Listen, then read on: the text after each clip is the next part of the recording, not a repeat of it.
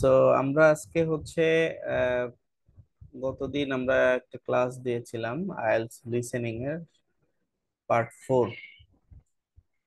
তো আপনারা আপাতত আইএলটিএস লিসেনিংটা মূলত প্র্যাকটিস করতে থাকেন। এখন আপনাদের যে কাজ সেটি হচ্ছে জাস্ট প্রত্যেকটা টেস্ট ধরে ধরে প্র্যাকটিস করা। সেক্ষেত্রে আপনাদের একটা বিষয় আমি ক্লিয়ার করব। আপনি প্রথমে পুরো টেস্টটা আগে দিবেন, দিয়ে দেখবেন যে আসলে আপনার কয়টা কোশ্চেন কারেক্ট হচ্ছে। যদি আহ, ধরেন 15টা বা 20টা, যাই হোক, এরপরে আপনাকে চিন্তা করতে হবে যে আসলে বাকি যে কোশ্চেন গুলা রং হলো বা কারেক্ট হলো না, সেগুলা আসলে কারণ কি, রিজন কি, এটাকে খুঁজে বের করতে হবে।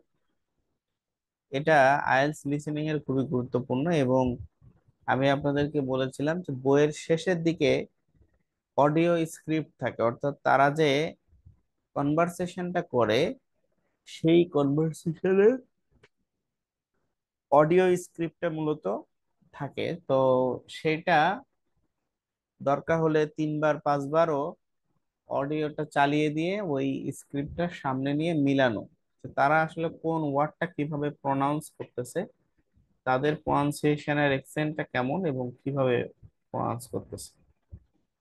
তো এটা একটা গুরুত্বপূর্ণ বিষয়। আজকে আমরা আপনারা তাহলে এখন থেকে শুধুমাত্র যেটি করতে হবে ওইটি প্র্যাকটিস শুরু করতে হবে। প্র্যাকটিসের আসলে কোনো বিকল্প নাই আইএলটিএস এ। পাশাপাশি আমরা আজকে আইএলটিএস রাইটিং এর যে কাজ সেটা নিয়ে কাজ শুরু করব। আর লিসেনিং নিয়ে কারো কোনো সমস্যা থাকলে সেটা আপনারা আমাকে নক দিতে পারবেন, বা যে কোনো সমস্যা আমাকে কন্টাক্ট করতে পারবেন।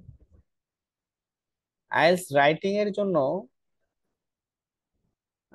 আমাদের আসলে যেটি হয়, আমরা আপনাদেরকে 2টি গ্রামার ক্লাস দিয়েছিলাম, আশা করছি আপনারা ক্লাস 2টা দেখেছেন। যদি কেউ ক্লাস দেখতে মিস করেন তাহলে অবশ্যই কষ্ট করে ক্লাসগুলো একটু দেখে নিতে হবে। তো এটা হচ্ছে ডিরেকশন। পাশাপাশি আপনার মনে হতে পারে যে ভাই আমি তো রাইটিং পারি না, আমি সেন্টেন্স ভুল করি, সেন্টেন্সে ঠিকঠাক মেক করতে পারি না, এখনই কিভাবে আমি আইএলটিএস রাইটিংটা শিখবো। তা আপনাদের এই কোশ্চেনের অ্যান্সারটা ভেরি ইজি। সেটি হচ্ছে যে আপনি ছোটবেলায় বা আমরা ছোটবেলায় যেমন মাই সেলফ প্যারাগ্রাফ লিখেছি, my father, my parents, my garden, my favourite hobby, এরকম ছোট ছোট এবং সহজ সহজ অনেক প্যারাগ্রাফ আমরা পড়েছি। আমরা সেখানে চেষ্টাও করেছি এবং ফ্রি হ্যান্ড রাইটিং এ লেখার জন্য। সো আমাদের ধরেন যে আমি ভাত খাই, আই ইট রাইস, এই সিম্পল সেন্টেন্সটা আমরা তো মেক করতে পারি। বা মাই সেলফ, আপনার সম্পর্কে আপনি লিখবেন 1 পৃষ্ঠা, তো এইটা তো লিখতে পারেন। লেখাটা আসলে এইভাবেই প্র্যাকটিস করতে হবে। আর সাধারণত আপনারা যে স্টেজে এখন আছেন, এই স্টেজে কেউই আপনাকে হাতে ধরে লেখা শেখাতে পারবে না। এখানে আপনাকে যেটা করতে হবে, যেমন আমরা গ্রামার ক্লাস দিয়েছি, টেন্সের ক্লাস আছে, ওখানে পার্টস অফ স্পিচ আছে। হ্যাঁ, তো আপনাদের যেটি করতে হবে, টেন্স, যেমন ধরেন প্রেজেন্ট ইনডিফিনাইট টেন্সের আপনি 50টা সেন্টেন্স লিখবেন, প্রেজেন্ট কন্টিনিউয়াস টেন্সের 50টা সেন্টেন্স লিখলেন। এরকম করে করে আপনার সেন্টেন্স স্ট্রাকচার গুলো মাথায় ক্যাচ করতে হবে। এটার কোনো বিকল্প নাই। পাশাপাশি আইএলটিএস রাইটিং এর যে থিম সেটাকে আপনাকে মাথায় নেয়, এবং আমরা এই রাইটিংটাকে, আইএলটিএস রাইটিংটাকে সহজ করার জন্য আমরা আইএলটিএস রাইটিং 2 এর জন্য বিশেষ করে আমরা ক্লাস শেষে কয়েকটি টেমপ্লেটস দিব। টেমপ্লেটস মানে হচ্ছে, ধরেন আপনি স্ট্রাকচার বুঝতে সমস্যা হচ্ছে, বা আপনি আইএলটিএস রাইটিং এর যে ভোকাবুলারি বা হচ্ছে grammatical range and accuracy, grammar maintain করা, এই জিনিসগুলো ঠিকঠাক করতে পারছেন না, তখন আমরা ওই টেমপ্লেটস গুলো দিব আপনাদেরকে। এবং যেটি আপনি জাস্ট যেই টপিকস নিয়ে আপনার কোশ্চেনটা আসবে সেই টপিকস এর ইনফরমেশন গুলো ওইখানে বসিয়ে দিলেই হবে, বাকিটা টেমপ্লেটসে থাকবে। সো আইএলটিএস রাইটিং নিয়ে কোনো টেনশনের কিছু নাই, তবে নিজে নিজে লেখার চেষ্টা করাটা জরুরি। আচ্ছা, আমরা একটু আইএলটিএস রাইটিং সম্পর্কে একটু আইডিয়া নিই বা ধারণা নিই, আসলে এটা কোশ্চেন প্যাটার্ন কেমন, বা কেমন আসলে বিষয়গুলো কেমন। দেখেন, এখানকার যে রাইটিং মডিউলটা, সেটি হচ্ছে আহ, আমরা জানি যে ব্যান্ড স্কোর তো 9। আইএলটিএস এর টোটাল ব্যান্ড তিনটা চারটা ব্যান্ডেরই মডিউলের ব্যান্ড স্কোর 9, এবং ওভারঅল ব্যান্ড স্কোর 9। আর নাম্বার অফ টাস্ক, এখানে দুইটা লেখা লিখতে হয়। আমরা আমাদের যে সামারাইজ ক্লাস ছিল সেখানে বলেছিলাম যে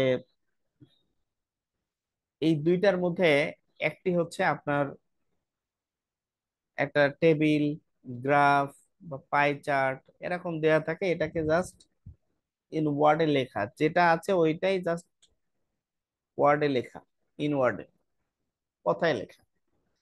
আর আরেকটা আছে, আপনাকে একটা টপিকস দেওয়া হবে, ওই টপিকসকে অ্যানালাইসিস করে আপনাকে একটা এসে লিখতে হয়। So, এই দুইটা টাইপের টাস্ক ওয়ান, এই যে এখানে যেমন আছে ডিসক্রাইবিং এ ডাটা সেট, এখানে মার্কিং ক্রাইটেরিয়া যেহেতু 9, 9 এর মধ্যে হবে। তো 9 এর মধ্যে 3 হচ্ছে টাস্ক ওয়ান এর জন্য, আর টাস্ক 2 এর জন্য হচ্ছে 6। ঠিক আছে, আর্গুমেন্টেটিভ টপিক,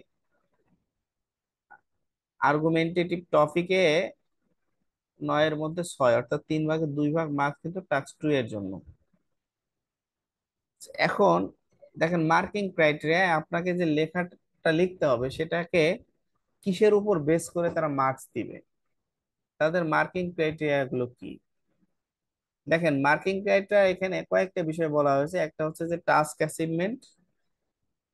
টাস্ক অ্যাচিভমেন্ট মানে হচ্ছে যে your ability to complete the task, এখানে 25% মার্কস। যেমন আপনাকে কোশ্চেন করা হলো হোয়াটস, ইন্ট্রোডিউস ইউর সেলফ, বা হচ্ছে আপনাকে বলা হলো যে আপনি মাই সেলফ প্যারাগ্রাফটা লেখেন। এখন এইটা টাস্ক অ্যাচিভমেন্ট কি? কারণ মাই সেলফ প্যারাগ্রাফের মধ্যে আপনি আপনার সম্পর্কে কত ভালোভাবে প্রেজেন্ট করতে পারছেন সবগুলো বিষয়, বা কোনো বিষয় বাদ পড়লো কিনা, কোনো বিষয় যুক্ত করলে ভালো হতো কিনা, বা কোনো কিছু অতিরিক্ত হয়েছে কিনা, মানে এইটা, মানে যেটা কোশ্চেন ওইটাকে আপনি কত ভালোভাবে বুঝছেন এবং সেটা লিখতে পারছেন, মানে কোশ্চেনের অ্যান্সারটা কতভাবে ভালোভাবে দিতে পারছেন, সেটা হচ্ছে টাস্ক অ্যাচিভমেন্ট, যেখানে 25% মার্কস। নেক্সট হচ্ছে কোহেরেন্স এন্ড কোহেশন। এটা হচ্ছে how the sentences are connected and related to each other, এখানে 25% মার্কস। আমরা আগের দিন আপনাকে মানে আমরা এই এই জায়গাটাতে একটু যদি খেয়াল করি, সেটা হচ্ছে ধরেন আপনাকে বলা হলো ইন্ট্রোডিউস ইউর সেলফ। এখন আপনি বললেন যে, বা আমাকে যদি বলা হয় যে this is Faisal Mahmud, I have done my graduation and post graduation in English language and literature, and my father is a businessman, and I have two siblings, one brother and one sister, and they have been studying in different institutions. And I have a passion that I want to go to abroad for my higher study. So একটা coherence এখানে maintain আছে। যেমন প্রথম আমি নাম বলেছি, দেন হচ্ছে আমার পড়াশোনা বলেছি, দেন আমি কি বলেছি, আমার বাবা কি করে সেটা নিয়ে কথা বলেছি, আমার হবি কি, বা আমার সিবলিং মানে ভাই বোন কয়জন এবং আমার হবি কি সেটা নিয়ে কথা বলেছে। এখন আমি যদি প্রথমেই আমার হবি নিয়ে কথা বলতাম, এরপরে যদি আমি আমার হচ্ছে ভাই বোন নিয়ে কথা বলতাম, আমার পড়াশোনা নিয়ে কথা বলতাম, দেন ফাইনালি আমার নাম বলতাম, তাহলে কিন্তু জিনিসটা সিকুয়েন্সিয়াল হতো না। মানে কোহেরেন্স এন্ড কোহেশন মানে এটাই যে আপনি কোন সেন্টেন্সের পরে কোন সেন্টেন্স বলবেন বা কোন সেন্টেন্সের পরে কোন সেন্টেন্স লিখবেন, সেইটার নামই হচ্ছে কোহেরেন্স এন্ড কোহেশন, সহজ ভাষায়। আচ্ছা, নেক্সট হচ্ছে লেক্সিক্যাল রিসোর্সটা কি, লেক্সিক্যাল ইয়ার ভোকাবুলারি রেঞ্জ এন্ড, এখানে হচ্ছে যে 25% মার্কস। ভোকাবুলারি রেঞ্জ কি বা লেক্সিক্যাল রিসোর্স কি জানেন? সহজ কথায় সেটা হচ্ছে যে মেক মানে তৈরি করা, ক্রিয়েট মানেও তৈরি করা। এখন আমরা সব always I make, you make, they make এটা বলি, কিন্তু আমরা যদি মেক না বলে আই ক্রিয়েট বলি বা ইউ ক্রিয়েট বলে বলেন, তাহলে একটু অ্যাডভান্স হয়, মেকের থেকে একটু অ্যাডভান্স হয়। ঠিক আছে? যদি বলা হয় ইউ আর ভেরি বিউটি বা ইউ আর বিউটিফুল, এটা না বলে যদি বলা হয় ইউ আর প্রিটি, তাহলে এই বিউটিফুলের থেকে প্রিটি শব্দটা একটু ভালো, আর একটু অ্যাডভান্স ওয়ার্ড। সো এরকম কমন ওয়ার্ড ব্যবহার না করে একটু অ্যাডভান্স ওয়ার্ড ব্যবহার করার চেষ্টা করা, এটার নাম হচ্ছে লেক্সিক্যাল রিসোর্স। দেন হচ্ছে গ্রামেটিক্যাল রেঞ্জ এন্ড অ্যাকুরেসি, এটা কি জিনিস? এটা খুবই সিম্পল, আমরা বলেছি যে সাধারণত যেমন আহ, আমরা আমাদের গ্রামার ক্লাসে কিন্তু বলেছিলাম যে সিম্পল সেন্টেন্স আছে, কমপ্লেক্স সেন্টেন্স আছে, কম্পাউন্ড সেন্টেন্স আছে। এখন দুইটা সিম্পল সেন্টেন্স যোগ করে কিন্তু আবার কম্পাউন্ড সেন্টেন্স হয়। এখন আপনি সবগুলো সেন্টেন্স সিম্পল না বলে আপনি দুইটা সেন্টেন্সকে যুক্ত করে সিম্পল সেন্টেন্স একটু কম্পাউন্ড সেন্টেন্স তৈরি করেন, একটু কোঅর্ডিনেটিং কনজাংশন যুক্ত করে কমপ্লেক্স সেন্টেন্স তৈরি করেন। অর্থাৎ একই রকম সেন্টেন্স সবসময় না লিখে একটু ভেরিয়েশন নিয়ে আসা, এটার নাম হচ্ছে গ্রামেটিক্যাল রেঞ্জ। আর অ্যাকুরেসি কি? যেখানে যেই টেন্স ব্যবহার করা দরকার, অর্থাৎ গ্রামার আপনি যেটা করতেছে, যেমন প্রেজেন্ট ইনডিফিনাইট টেন্সে যদি থার্ড পারসন সিঙ্গুলার নাম্বার হয়, তাহলে ভার্বের সাথে এস বাই এস যোগ হয়। সো এইটা আপনি যুক্ত করছেন কিনা, গ্রামাটিক্যালটা ঠিক আছে কিনা, পাস্ট টেন্সে আপনি ভার্বের পাস্ট ফর্ম হচ্ছে কিনা, এই জিনিসগুলোর নাম হচ্ছে অ্যাকুরেসি। অর্থাৎ এগুলো তো লাগবে, বা এগুলো আমরা খুব ইজিলি আমরা এটা বুঝতেছি যে এটা লাগবে দরকারে। আচ্ছা, নেক্সট আসেন রাইটিং টাস্ক ওয়ান নিয়ে একটু আমরা যদি একটু কথা বলি, তাহলে যদি আমরা আসে দেখেন যে আমরা জানি যে টোটাল সময় কিন্তু 1 ঘন্টা। ঠিক আছে? তাহলে টোটাল সময় 1 ঘন্টা, টোটাল ব্যান্ড স্কোর 9, এর মধ্যে 3 হচ্ছে টাস্ক ওয়ান এর জন্য, অর্থাৎ 3/1 মার্কস টাস্ক ওয়ান এর জন্য। তাহলে টাস্ক ওয়ান বা 1 নম্বর কোশ্চেনের জন্য যদি 3/1 মার্কস হয়, তাহলে সময়ও 3/1। তো 1 ঘন্টা 60 মিনিটের মধ্যে আমরা 20 মিনিট সময় দিব হচ্ছে টাস্ক ওয়ান এর জন্য। টাস্ক এখানের যে স্কোর, এই যে অলরেডি মেনশন করা আছে 1/3 অফ রাইটিং এক্সাম স্কোর। আচ্ছা, টাস্কটা কি? আন্ডারস্ট্যান্ডিং এন্ড এক্সপ্লেইনিং ডাটা, একটা ডাটা থাকবে, সেটা টেবিল হতে পারে, পাই চার্ট হতে পারে, গ্রাফ হতে পারে। সেই ডাটাটাকে আপনাকে জাস্ট এক্সপ্লেইন করা, মানে ওখানে ওইটার সাথে নতুন করে কোনো কিছু যুক্ত কিছু করার নাই, যেটা আছে ওইটাই জাস্ট লেখা। Understanding and explaining data. আর ওয়ার্ড লিমিট কি? এখানে একটা ওয়ার্ড লিমিট আছে যে আপনি আপনার মনের ইচ্ছা মতো লিখবেন সেটা না, মিনিমাম 150 ওয়ার্ডের একটা লেখা লিখতে হবে, এবং লেস দেন 200 ওয়ার্ড। ঠিক আছে? 200 ওয়ার্ডের কম এবং 150 মিনিমাম, অর্থাৎ 50-এর উপরে। আমরা এখানে সাধারণত 170 বা 80 লেখার ব্যাপারে প্রিফার করি। কয়টা টাইপের কোশ্চেন থাকে দেখেন? Question type: pie chart, bar graph, line graph, map, হ্যাঁ, এরপরে প্রসেস ডায়াগ্রাম, ফ্লো চার্ট, এগুলা। এবং অবজেক্টিভ কি? To describe the data set in a well structured simple way so that reader can visualize the data set without sitting. Very simple, সেটা হচ্ছে যে একটা data set দেওয়া থাকবে, সেটাকে জাস্ট এক্সপ্লেইন করা, আর কিছু না। সো কোশ্চেন স্যাম্পল, এখানে দেখেন একটা কোশ্চেন স্যাম্পল দেওয়া আছে, এটাই হচ্ছে রাইটিং টাস্ক ওয়ান এর কোশ্চেন স্যাম্পল। হ্যাঁ, এখন এই কোশ্চেন স্যাম্পলটা যেমন এইটা ধরেন, এইটাই হুবহু দেয়া থাকলো। এখন আপনি এরকম কোশ্চেন যখন শুরুতেই দেখবেন, তখন যেহেতু আপনার জন্য ফার্স্ট টাইম এটা, সো এটা আপনার জন্য বোঝাটা খুব কঠিন হবে। সো এখন একটু কঠিন লাগলেও আপনি যখন 5টা 10টা কোশ্চেন এরকম করে দেখবেন, একটু আইডিয়া নিবেন, তখন ইজি হয়ে যাবে। দেখেন এখানে বলা আছে USA labour force employment 1930 to 2010, যে USA labour force employment, US এর যারা লেবার, শ্রমিক, তারা আসলে 1930 থেকে 2010 সাল পর্যন্ত দেখানো হয়েছে একটা সময়। এই সময়টার মধ্যে তারা মানে কোন পেশায় ইনভলভ ছিল, তারা কোন ধরনের পেশায়, সেটার একটা রেশিও এখানে দেখানো হয়েছে। দেখেন এখানে একটু নিচে চলে আসি আমরা। দেখেন নিচে এসে দেখেন, এখানে দেখেন এই যে নেভি ব্লু টাইপের একটা কালার আছে। সো এই কালার দিয়ে তারা বুঝিয়েছে ফার্মিং, ফিশিং এন্ড ফরেস্টিং। আচ্ছা, এরপরে দেখেন রেড কালার যেটা, এখানে বুঝিয়েছে সেলস এন্ড অফিস। একটু হলুদ কালার যেটা, এটা টেকনিক্যাল। আর একটু কালচে কালার যেটা, এটা হচ্ছে এই হলুদ কালার মতো, এটা যেটা, এটা ইন্ডাস্ট্রিয়াল সেক্টরকে বুঝিয়েছে। একটু কালচে টাইপের এটাকে টেকনিক্যাল সেক্টর। এবং এই যে একটু সবুজ টাইপ যেটা, এটা আদার সার্ভিসেস। অর্থাৎ এখানে আমরা যদি একটু দেখি ম্যাপে, দেখেন এই যে কালারটা দেখেন, এই যে ফার্মিং, ফিশিং এন্ড ফরেস্টিং, এই কালারটার একটা ম্যাপের একটা রেশিও দেখানো হয়েছে। এই যে দেখেন, এইটার মানে কি আসলে? এই দেখেন 1930 এখান থেকে শুরু হয়েছে, অর্থাৎ নিচে যেটা এটা সাল, এটা 2010 সাল।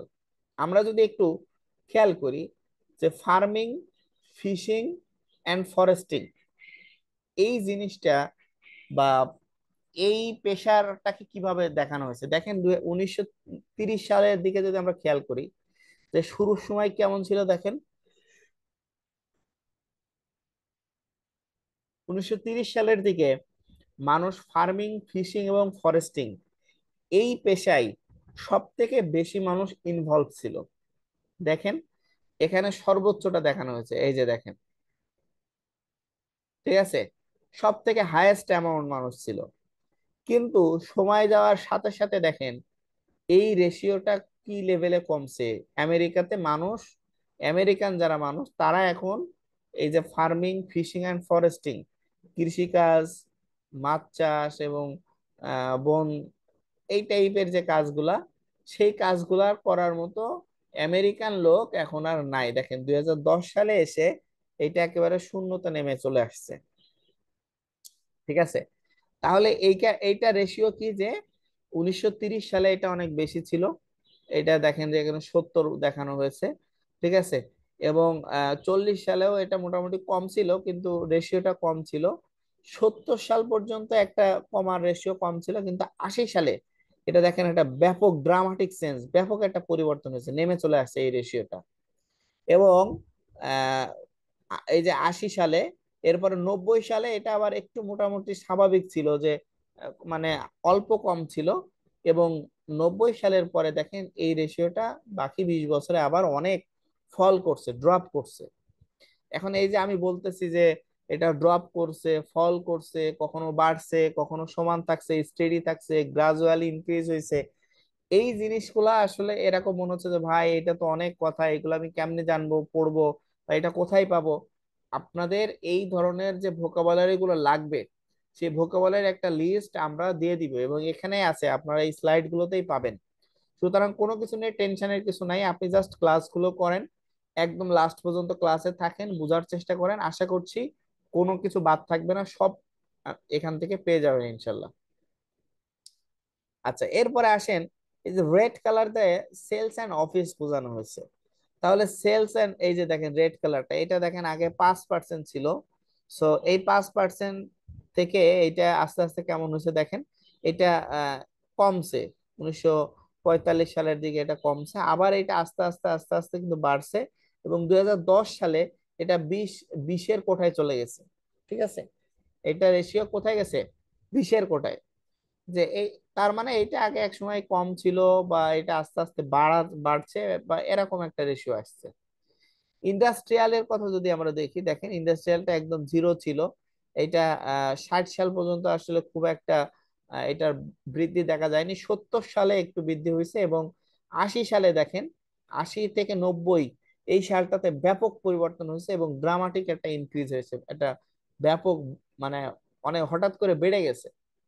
এবং এই রেশিওটা দেখেন প্রায় 40-এর কাছাকাছি, এবং 1990 থেকে 2010 এই সময়টা কিন্তু একটা গ্রাজুয়ালি বা স্টিডিলি একটা ইনক্রিজ হয়েছে, এবং এটা কিন্তু এই রেশিওটা এখন ধরে রাখছে তারা।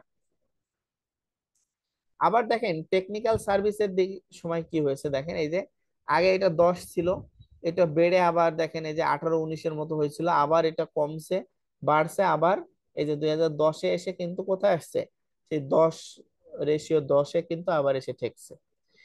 আদার সার্ভিসের কথা যদি আমরা বলি, যে আদার সার্ভিসেস এইটা দেখেন এইটা হচ্ছে আদার সার্ভিসেস এর ছিল, আর টেকনিক্যাল যেটা সেটা শূন্য ছিল, এবং এই যে দেখেন এখানে এটা ছিল, এবং আস্তে আস্তে 2010 সালে টেকনিক্যালের প্রতি মানুষের আগ্রহ বাড়তেছে, এবং আস্তে আস্তে কিন্তু টেকনিক্যালের যে সাইটটা, এই সাইটটাতে মানুষের আনাগোনা বাড়তেছে।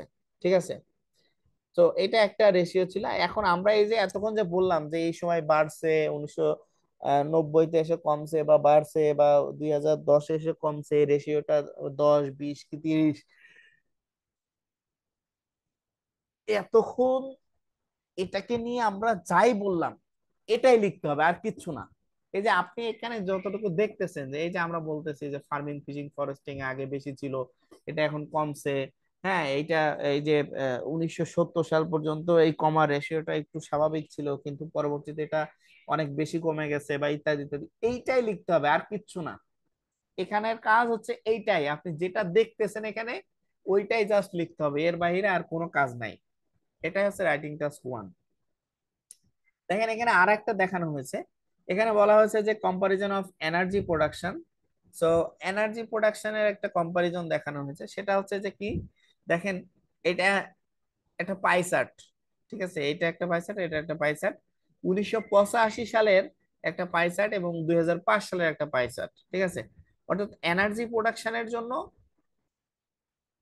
মানে বিদ্যুৎ উৎপাদনের জন্য, মানে কি পরিমাণ এলিমেন্টস বা কাঁচামাল ব্যবহার করা হয় বা করা হতো, এরকম একটা রেশিও দেখানো হয়েছে। 1995 সালে দেখেন দেখানো হয়েছে যে, মানে এই প্রোডাকশনের যে টোটাল ম্যাটেরিয়ালস কস্ট হয়, সেই ম্যাটেরিয়ালস কস্টে এনার্জি প্রোডাকশনের জন্য গ্যাস ব্যবহার করা হয় 29.63%। 1995 সালে এটা করা হতো। আর কয়েল যেটা, কয়লা যেটা, এটা ব্যবহার করা হতো 29.80%, অর্থাৎ 80%। আর পেট্রো যেটা, এটা ব্যবহার করা হতো 29.27%।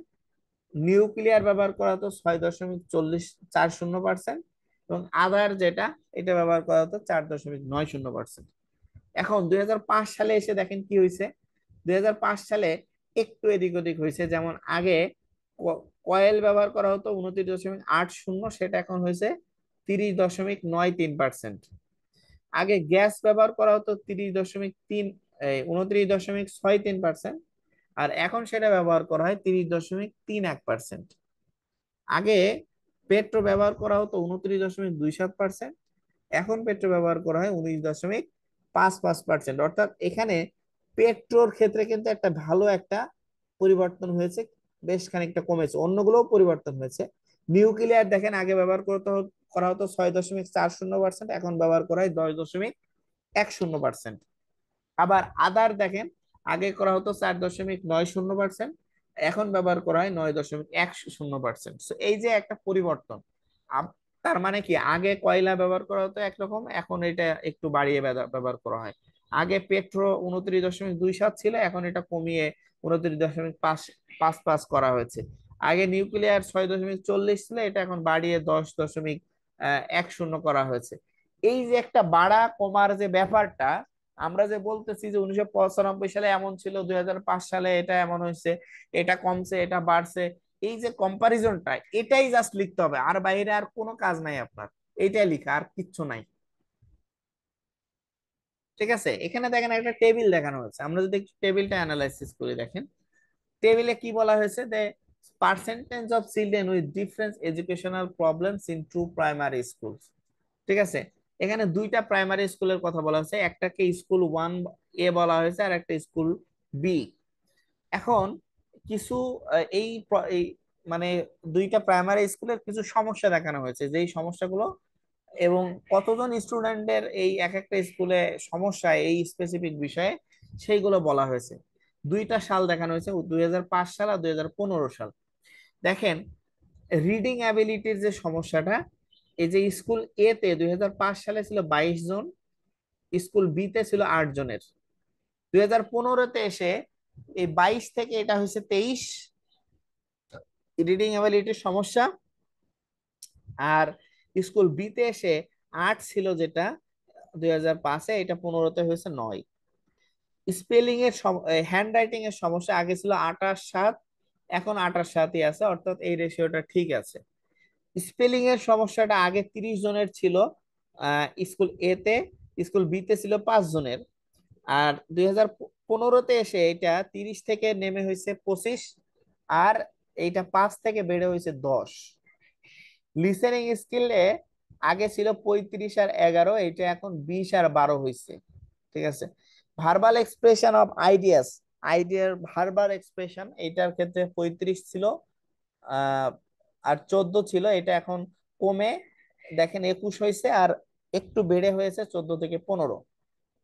কনসেন্ট্রেশন ইন লেসনস, লেসনের প্রতি কনসেন্ট্রেশন দেওয়ার ব্যাপারে স্টুডেন্টদের সমস্যা ছিল আগে 40 আর 15, সেটা এখন বেড়ে হয়েছে 18 আর 40 থেকে কমে হয়েছে 18, আর 15 থেকে 15ই আছে। আবার ফলোইং ইনস্ট্রাকশন বোঝার ক্ষেত্রে সমস্যা ছিল আগে 40, 42 আর 6, এখন এটা কমে হয়েছে 18, আর 6কে বেড়ে হয়েছে 12। সো এই যে একটা কোথাও কমছে কোথাও বাড়ছে, স্কুল এতে কমছে কোথাও, স্কুল বি তে বাড়ছে কোথাও, হ্যাঁ, এই যে কমা বাড়ার যে রেশিওটা, এই রেশিওটা লেখার নামই হচ্ছে রাইটিং টাস্ক 1, এর বাইরে আর কিছুই না। ঠিক আছে, সো আমরা আশা করছি আপনাদের রাইটিং টাস্কটা 1টা আসলে কি, জাস্ট কি শব্দটার অ্যান্সারটা আমরা আপনাদেরকে বোঝাইতে পারছি। ঠিক আছে, এখন রাইটিং টাস্কটা কি আসলে, 1টা কি, এটা এমনিতে বুঝতে পারছেন বা বুঝতে সমস্যা হয়েছে কিনা হলে একটু বলেন। লাবিব ভাই, লেট হলো যে। জি, আসসালামু আলাইকুম ভাই, একটু সমস্যা ছিল তো এই কারণে লেট হয়ে গেছে। আচ্ছা আচ্ছা, ক্লাসটা আসলে ওই যে রাইটিং টাস্কটা আজকে জাস্ট শুরু করলাম, তো একটু শুরু থেকে থাকলে ভালো হতো, বুঝতে সুবিধা হতো আর সেটা কি আরো। দেখে নিব ঠিক আছে, ইনশাআল্লাহ। আচ্ছা যাই হোক, একটা জাস্ট ওভারঅল আইডিয়া দেওয়ার চেষ্টা করলাম, এবং পাশাপাশি রাইটিং টাস্ক 1-এর যে জাস্ট কোশ্চেনটা বোঝার চেষ্টা করলাম আমরা। কারণ জি, এই কোশ্চেন বোঝার ক্ষেত্রে কোনো সমস্যা আছে কিনা থাকলে বলতে পারেন, বাকি ইনস্ট্রাকশনটা আমরা পরে দিব। জাস্ট কোশ্চেন বোঝাটার ক্ষেত্রে, যে কোশ্চেন বুঝতে পারছি, 4-5 ধরনের থাকতে পারে, পাই চার্ট, বার চার্ট, হ্যাঁ, এই নেক্সট। যে এইটা তো আপনি এটা তো পেয়েছেন নাকি, এই যে কোশ্চেন গুলা নিয়ে যে জি, ডিসকাস করলাম। কোশ্চেন গুলো পাইছি। আচ্ছা, ঠিক আছে। সো তাহলে এই জিনিসগুলা জাস্ট হচ্ছে কোশ্চেনটা কেমন, বিষয়টা কি, এটা আমরা বোঝানোর চেষ্টা করেছি। এবং আহ, এটা যেহেতু আজকে আমি আপনাদেরকে রিকোয়েস্ট করব, আগের দিন যে দুইটা গ্রামার ক্লাস দিয়েছিলাম, গ্রামার ক্লাসগুলো অবশ্যই নেক্সট ক্লাসে গ্রামার ক্লাসগুলো করে দেন আমরা ক্লাসে জয়েন করব। ঠিক আছে, গ্রামার ক্লাসগুলো খুবই জরুরি এবং ওইটা লাগবে। ঠিক আছে, সো যদিও খুব বেসিক গ্রামার, সো এই বেসিক গ্রামারটাই মূলত লাগবে আইএলস এ। আপনি আপাতত যতটুকু জানেন, আপনার মধ্যে যতটুকু এই স্টাডি লাইফে আছে, এতটুকুতেই এনাফ। এর জন্য নতুন করে আসলে কোনো গ্রামার শেখা বা জানার খুব একটা দরকার নেই, জাস্ট আমরা কিছু রিমেম্বারিং কিছু গ্রামার দিয়েছিলাম, আপনারা ওইগুলো জানেন, জাস্ট একটু স্মরণ করিয়ে দেওয়ার জন্য ওই গ্রামার ক্লাসগুলো দিয়েছি। তো আশা করছি এই গ্রামার ক্লাসগুলো আপনারা নেক্সট দিন খুব ভালো করে করে দেন ক্লাসে জয়েন করবেন, কারণ আমরা নেক্সট দিন সরাসরি রাইটিং লেখার যে স্ট্রাকচার গুলা, এখন তো আমরা জাস্ট কোশ্চেন গুলো বোঝার চেষ্টা করলাম যে আসলে কোশ্চেন গুলো কেমন হয় বা এখানে আসলে লিখতে হয় কি, কাজটা কি। ঠিক আছে, সো ওই গ্রামার ক্লাসটা করার পরে আমরা মেইন স্ট্রাকচারাল যে ক্লাসগুলো সেটা শুরু করবো ইনশাল্লাহ। সো আপনাদের কারো এমনিতে কোনো কোশ্চেন আছে কিনা? লাবিব ভাই, কোনো বিষয়ে? না ভাই, আপাতত নেই। জি ভাই। আপাতত নেই কোশ্চেন। আচ্ছা, আর হচ্ছে লিসেনিং প্র্যাকটিস করতেছেন? জি। আচ্ছা, এমনিতে কয়টা হচ্ছে, কেমন হচ্ছে বলুন তো? তেমন একটা ভালো না, এই 20টা এরকম। আচ্ছা আচ্ছা। হ্যাঁ, 20টা শুরুর 22টা। দিকে একটু আহ, কিছু ডিস্ট্রাকশন বোঝাটা সমস্যা হয়। সো এগুলা আসলে একটু ওভারকাম করতে হবে, এবং এটা ওভারকাম করার ওয়ে আসলে একটাই, সেটা হচ্ছে প্র্যাকটিস করা প্রচুর। ঠিক আছে, প্র্যাকটিসের কোনো বিকল্প নাই। ঠিক আছে। খালিদ মাহমুদ ভাই, শুনতে পাচ্ছেন? জি ভাই, শুনতে পাচ্ছি। কি অবস্থা ভাই? তো লিসেনিং প্র্যাকটিস করা হচ্ছে। প্র্যাকটিস প্র্যাকটিস করছেন না? হ্যাঁ, এমনিতে প্র্যাকটিস কি করতেছি, কিন্তু আরো অবস্থা? বেশি করা দরকার আর কি। মানে সমস্যা হচ্ছে কিনা হচ্ছে কোথাও? সবগুলো আর কি কম কম হচ্ছে আর কি, প্র্যাকটিস আরো করলে বাড়বে হ্যাঁ, এইটা চেষ্টা। আসলে কি, মানে আপনি জাস্ট ধরতে পারছেন কিনা কোশ্চেন প্যাটার্ন গুলা, জি এবং কিভাবে এটা সলভ করতে হয় এটা বুঝছেন কিনা, এতটুকু বুঝলেই আমি আপাতত খুশি। বাকিটা আপনাকে প্র্যাকটিস করে আস্তে আস্তে ইমপ্রুভ হবে আর কি। ঠিক আছে। জি জি ভাই। আর ক্লাসগুলোতে একটু চেষ্টা করবেন, আমি কিন্তু 5 মিনিট পরেই শুরু করি সাধারণত নির্দিষ্ট সময়ের। তো একটু 5 মিনিটের মধ্যেই যাতে জয়েন করা যায়, তাহলে যেটা হয় মানে ক্লাসের যে পুরা জিনিসটা এটা বুঝতে সুবিধা হয় আর কি। ঠিক আছে। জি আর সকালবেলা হওয়ার কারণে আমরা তো বলেছিলাম আগের দিন যে আসলে সকালে যদি এক দুইজনও জয়েন করে পরবর্তীতে ক্লাসগুলো করে নেওয়া, কারণ এই মুহূর্তে আসলে রাতে ক্লাস নেওয়াটা একটু ডিফিকাল্ট, এবং অনেকের জন্য রাতে ক্লাস করাটাও ডিফিকাল্ট দেশের সার্বিক পরিস্থিতি। তো আমি চাচ্ছিলাম যে এই মাসটা অন্তত আহ, একটু সকালে ক্লাস করা, যদিও এটা আসলে আমাদের জন্য অনেক কঠিন। কনসেন্ট্রেশন ধরে রাখা প্লাস হচ্ছে সকালে জনশক্তিরা একটু ঘুমায়, তো এটা আসলে একটা ব্যাড হ্যাবিট যদিও। তো স্টুডেন্টরা ঘুমায়, তো যার কারণে একটু কঠিন। তারপরও আমরা যাই স্টুডেন্ট হোক, মানে একজন স্টুডেন্ট জয়েন করলে আমাদের ক্লাসগুলো চলবে ইনশাল্লাহ। সো ঠিক আছে, থ্যাংক ইউ সো মাচ। আমরা তাহলে নেক্সট দিন আমাদের স্ট্রাকচারাল যে মেইন ক্লাসগুলো সেটা শুরু করবো ইনশাল্লাহ। আসসালামু আলাইকুম।